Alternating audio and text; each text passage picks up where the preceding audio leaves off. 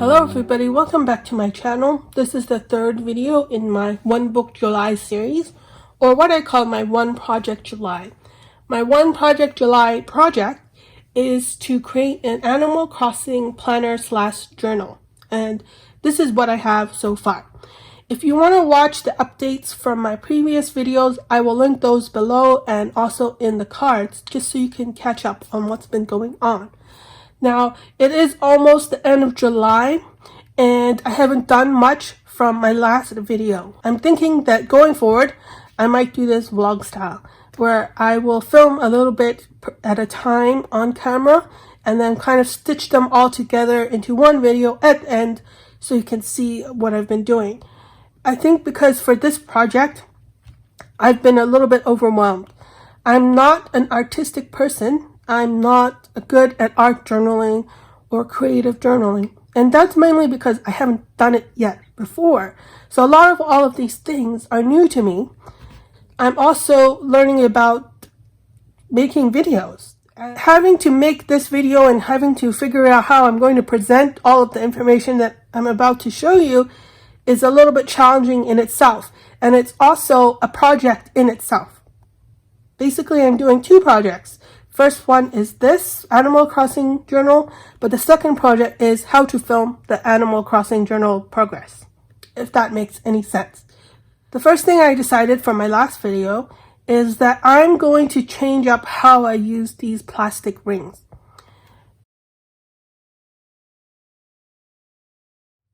These are really nice rings, but the main issue for me is that for this project, there may not be enough space. It may not hold enough papers that I want it to hold. I took out my journal out of these rings and I cut them into two, basically. And I cut them to match the ring spacing of my Filofax clipbook.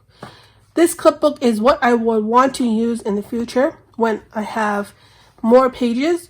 And I use it because it has a lot larger ring capacity as opposed to this ring binding here. So here's my Animal Crossing journal that you've seen before. And the rings here are now split into two. I had to cut them and fit them through the holes, which work just fine. And for the most part, it almost exactly lines up with the hole spacing in this ring binder. So going forward, I will punch all of the inserts here. Instead of having 20 holes like this, I'll just punch the 6 holes and then use this like this so that I can continue using my very nice leather cover. And then once this gets full, I may move it into my clipbook. The next thing I wanted to update from the last video was about the color printing, and I still haven't figured that out. Everything in here is still in black and white. I think that I'm not going to spend any more time, any more ink, any more paper on this issue. I'm just going to print this in black and white. There are some photos here. Where are the photos?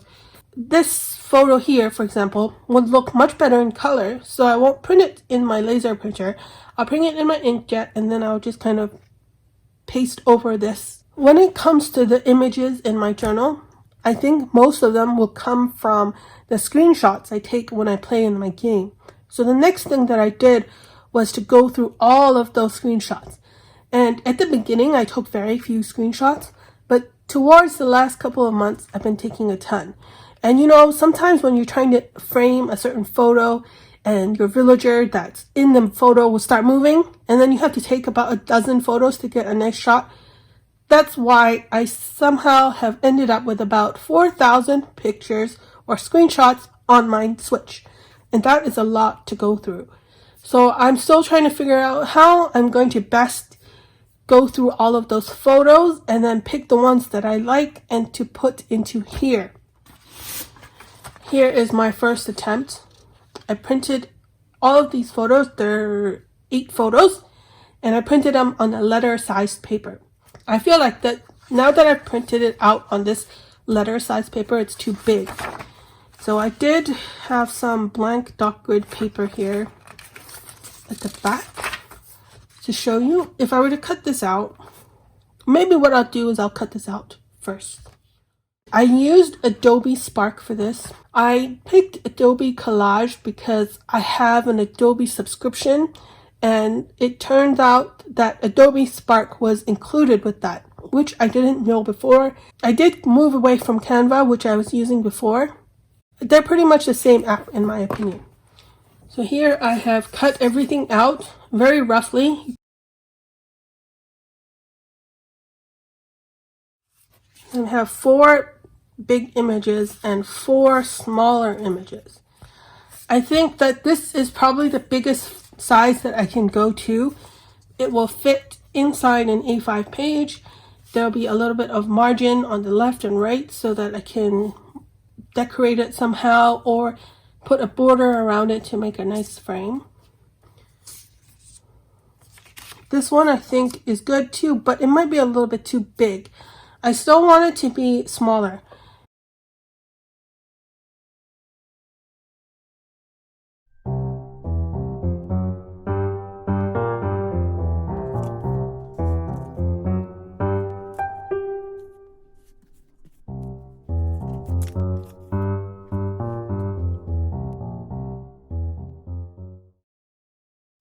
It is really, really hot right now.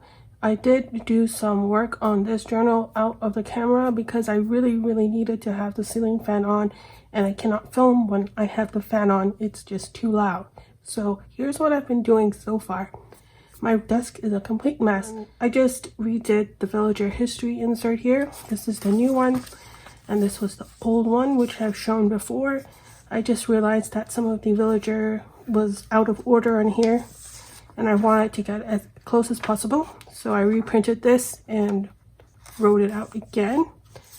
And then for the villager profile, I did change out the quote and the likes, which I wanted to do. And I'm going to keep this page black and white, but I'm going to print out the profile picture in color and glue it in. And I'll show you what I've done. So this page will now be just thrown out.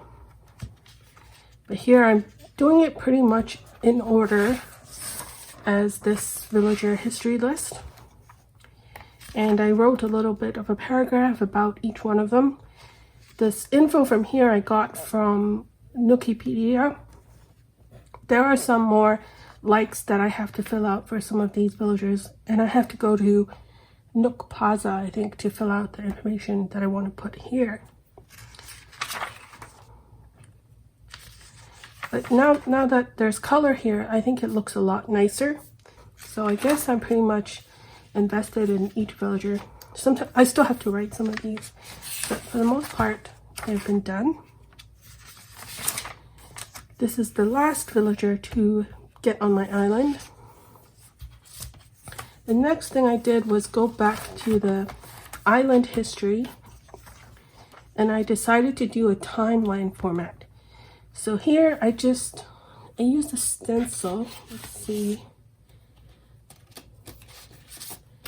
This is one of the stencils that you can get from Amazon. It's made of really flimsy plastic, but it does work. I just used the random shapes to make a little timeline here, and I did it in pencil. I'll probably go through later and do it in pen, but I just wanted to see how it looked. And then I decided I'm going to take one of the photos that I printed out earlier, and I'm going to put it here just for one picture. I felt like this paper or this page didn't have enough photos.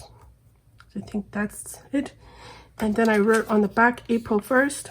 It was the day that I had my Able Sister shop open.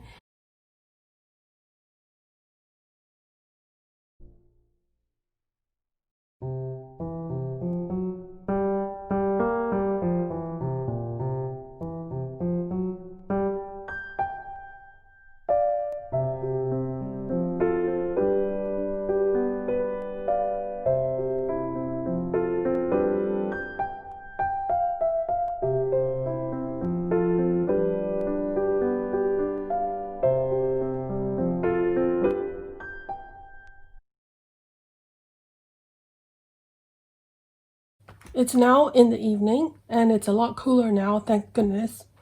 What I've been doing is I moved all of my inserts from that plastic binding into the 6-ring binding just to see what it would look like. I put it into the clipbook, and as I expected, because the 20-hole punch doesn't quite line up with the 6-ring punch, it's a little bit hard to flip through, especially for the cover here, and that's why I didn't put it inside. The papers do flip, it's just a little bit, you can kind of feel it resisting a little bit. And what I think I have to do now is to cover up the 20-ring binding here and then repunch it with the 6-ring binding. Some of the note pages like this one, I think I can just do it, so I don't want to bother rewriting this. And some of the newer inserts that I had in here, like the villager profile, I already punched these in the 6-ring binding spacing, so it's not a problem when it comes to using the rings. It flips through just fine. It's just that these older note pages are harder to flip through. Then I did the reverse. If you remember, the clipbook comes with pages inside, but they give you inserts. I decided to put those inserts into the plastic rings to see how much those plastic rings could hold. And to my surprise, it holded all of the clipbook inserts. Here it is now with the plastic rings, and this is quite a lot of paper in my opinion, and the plastic rings holds it quite well. It's a bit of a surprise just because the rings here really are, the metal rings here are really much bigger than the plastic rings, so I don't know why it can hold the same amount. And when you flip through the pages, it's not like it's hard to flip through or anything. It's just fine. It is a little bit tricky to add pages and reshuffle pages because it is kind of maybe reaching capacity. I still quite like how this works. I can hole punch my papers with the 6-ring binding like this, and then still have those in the plastic rings and still be able to use it in my leather cover here. I'm going to show you what it looks like.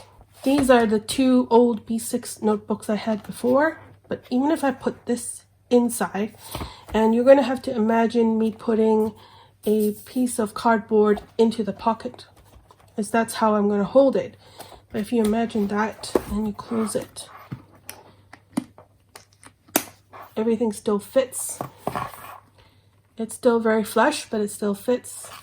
And it's even got those 2 notebooks, which makes it much more bulkier too. So that's good. I'm pretty pleased with figuring that out. I'm going to move these back later into the leather cover. I did finish, or at least the first page of that island history page. I just kind of colored in the shapes here, and then I wrote down on this side exactly which markers that I use, just in case I forgot. I will say this is the Muji planted tree paper. There is some bleed through here from the Tombow brush marker, and then these bleed through from the rollerball pen that I had.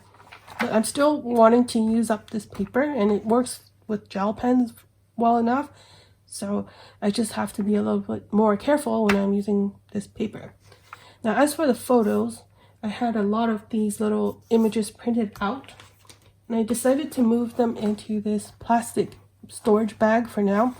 It's kind of like a Ziploc bag, but it fits 4 by 6 pieces of paper. And I picked this out because I thought it's kind of fits inside the A5 size. And if I were to use this leather cover, then somehow what I can do is slide it into the side pocket like this or something. I have to figure it out. The plastic part of this zipper, I don't want it to touch the leather pocket because I'm afraid that it will make an indent. So I'm going to have to figure it out. If this doesn't work, then I may just use some kind of folder or something to store all of these images. The next thing I did was one of the journaling pages, and it's at the back. This is just the start of it, so it's not really finished. You can see it's a journal entry. I used a stencil here to draw out the shape, and then I just kind of colored it in with the Crayola Super Tip, and I just picked random colors, whatever was lying around. I think these two.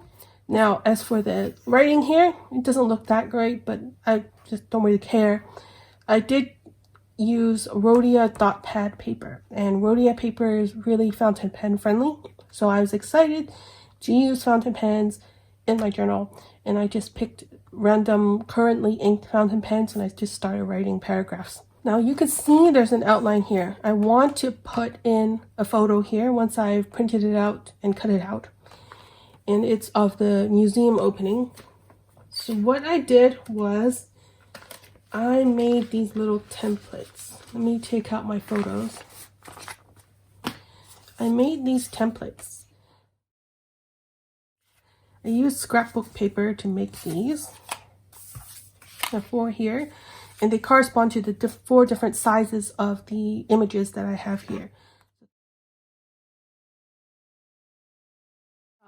If I continue with this journal, what's going to hold me up is the printing out and the cutting of the photos. That's the biggest part, I think, which I will find tedious. So I want to make it as easy as possible. And the template, what I do is I will use this template, and I know that this will correspond to the size of any kind of image that I'm printing out. I'm going to put it here, and I'm just going to use it to outline onto the page so that I know that the image will take up this much space. Then I can write around it. And then once I finally have the photo, then I can just put it in.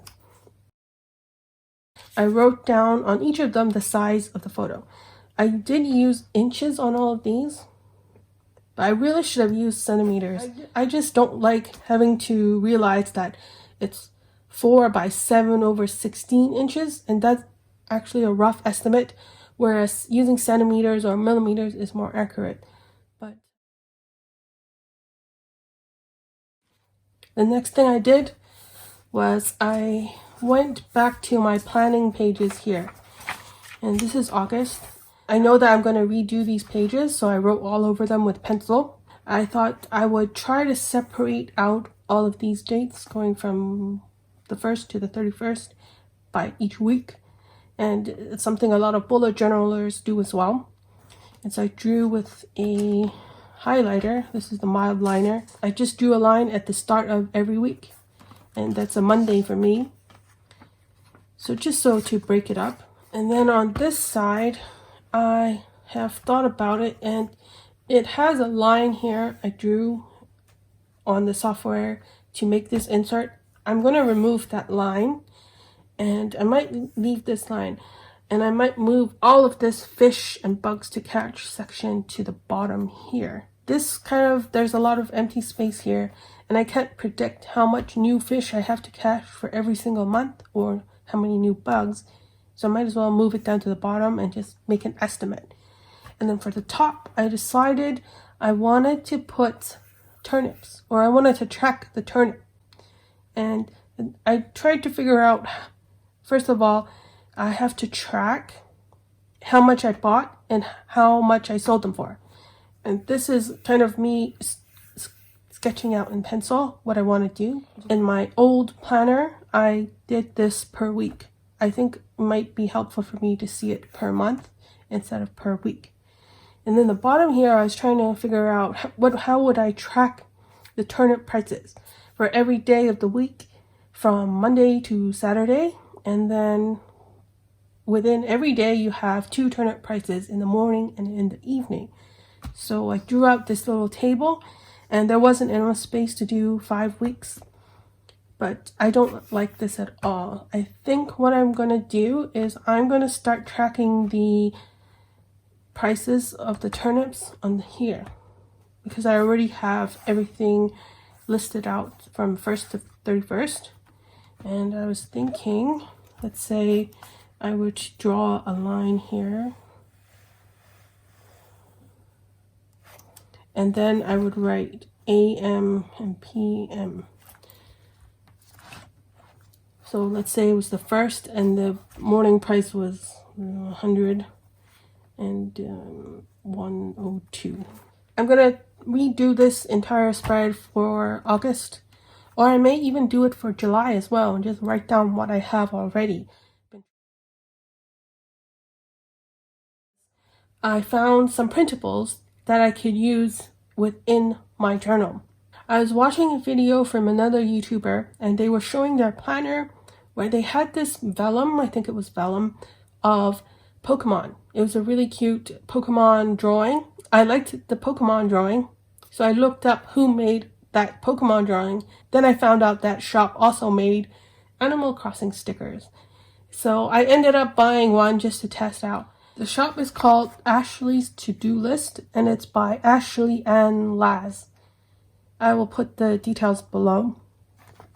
And this was a printable. It's kind of like a mini sticker sheet with all of these cute Animal Crossing doodles. So don't you think that is cute? So I decided to print it onto sticker paper. And this is like a 4x6 sheet sticker paper. I just got it from the Dollar Tree. And I do wonder if I can kind of blow this up so that it's bigger and I can get bigger stickers so that it will fill up the whole sheet. I don't have a Cricut machine or a Silhouette machine, so I'm going to have to cut every one of these out by hand. But I thought, well, we've now reached the end of this video. It is now July 29th, and I don't think I'll be able to finish this project by the end of July. What I plan to do is in August, I will film one more video and upload it, show you what my Animal Crossing journal looks like. It's going to be always a work in progress, I feel, especially because I'm playing the game and journaling about it at the same time. And I have a lot of journaling to catch up for. Even though I've been doing this creative project all by myself, I still feel like that all of you watching are following along with me. And by knowing that someone is following along with me, it makes me more motivated to finish this project. I can count several times in the past where I've started to do something creative, but just stopped doing it because I didn't feel like I wanted to put in the effort or it was just too hard.